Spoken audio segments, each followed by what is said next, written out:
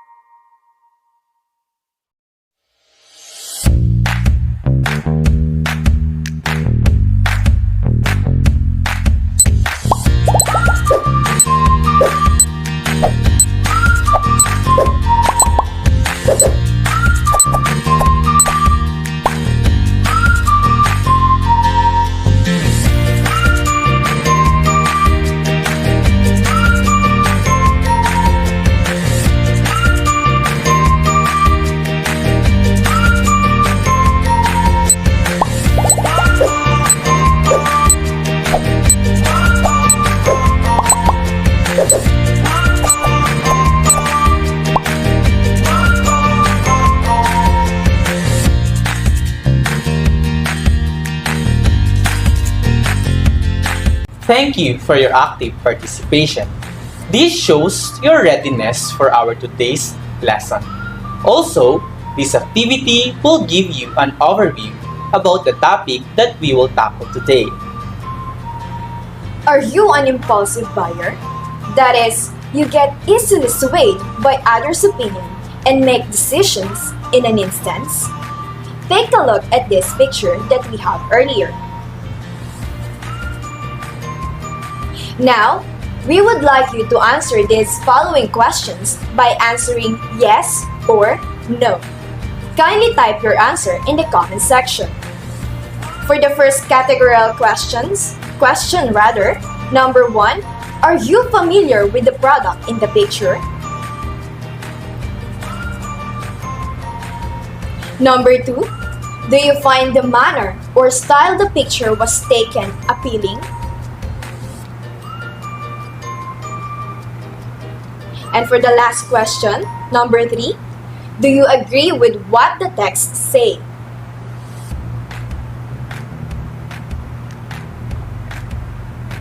How did you come up with your answers? Did you just rely on the picture and tagline itself? Or you just relied on what you see in the social media, like some celebrities who also drink coffee in Starbucks? If these are only the bases that you have in trying a brand, you are being biased. Now, what do you mean by biased? Bias is the author's preconceived opinion on a subject. This may be for or against, in favor or not in favor of the subject. Say in the product endorsement, or a topic or issue as in an editorial for a newspaper. The writer creates his idea or image about the subject to the reader or audience. Hence, if not careful, a reader will absorb the message and later the idea would become his own. Bias is also in everything. The question of whether bias is good or bad depends on the partiality or balance of facts and opinions in the text. Take for example, a news reporter's format. It should be objective in the sense that it is more on facts and opinions if there is personality in the news, not of the writer. It must not be biased. An editorial, since basically an opinion, is slightly biased. However, it balances its opinion or stand with facts as evidence which make its argument the issue strong. In that sense, its purpose is persuasive, to influence readers to accept its line of thinking. From these pictures, some of you will like and try it while others will not. It is because of your own biases, especially when you are influenced by known personalities like vloggers who recommend these products. Now, let's have the ways to detect bias. First, word choice and connotation. Emotions and feelings associated with words. Let us take a look at this picture. Second, name and titles. How people are referred to. Let us take a look at this picture. Third, placement and size. Determine importance, bottom, back of news source, not important, top, front, important, small, not important, large or big, important. Let us take a look at this picture. Next, selection and omission. What facts are being used? Are we getting the whole or merely a part? Some things, missing tip. Use multiple sources. Let's take a look at this picture. Lastly, images and video. Let us take a look at this picture. To sum it up, bias is a tendency to lean in a certain direction, either in favor of or against a particular thing. To be truly biased means to lock a neutral viewpoint on a particular topic. Somewhere along the line, bias took on a negative connotation. We tend to think it's a bad thing, but that's not always true. If you are biased towards something, then you lean favorably toward it. You tend to think positively of it. Meanwhile, if you're biased against something, when you lean negatively against it, you tend to think poorly of it. Let's see if you can still remember the ways on how to detect bias. What are those again?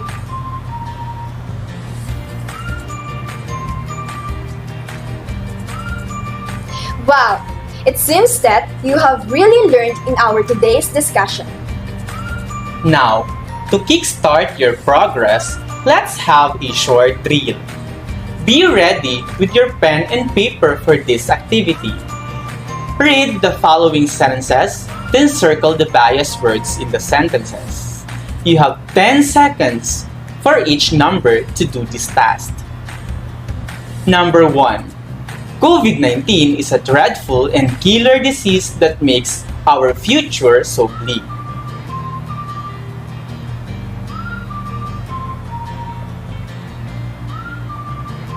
Number 2, the price of fuel in the global market is skyrocketing.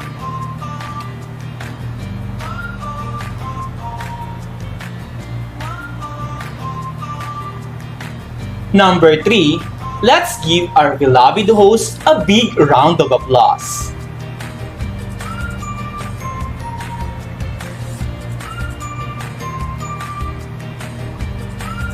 Number 4, the criminal was finally caught by the police yesterday.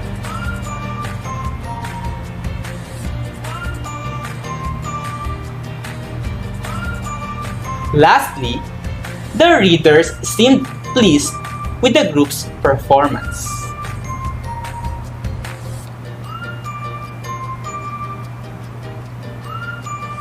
Now, let's check your answers. Please be honest in checking your answers. For number 1, dreadful and so bleak. Number 2, skyrocketing. Number 3, beloved and big. Number 4, criminal. And number 5, seemed and pleased. Did you get all the correct answers? Good job! If not, it is alright. Always remember, there is always a room for improvement. We are now ready to answer questions from our viewers today. Kindly type your questions in the comment box. We will be giving you 1 minute to key in your questions. Your time starts now.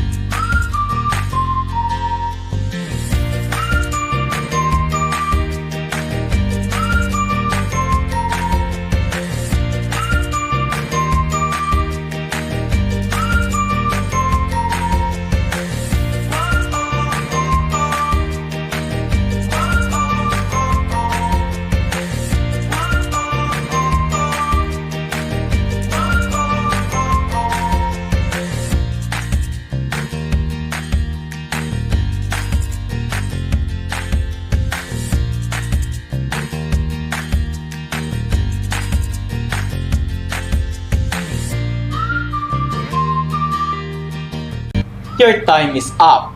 Let me read the first question handed to me by our moderator. Thank you for your question.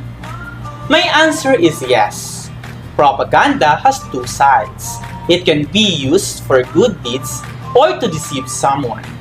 It depends on the intention. To give you an example, let's say in a country there is a corrupt official. One propaganda aims to oust the official while another propaganda brainwashing the citizens to support the tyrant.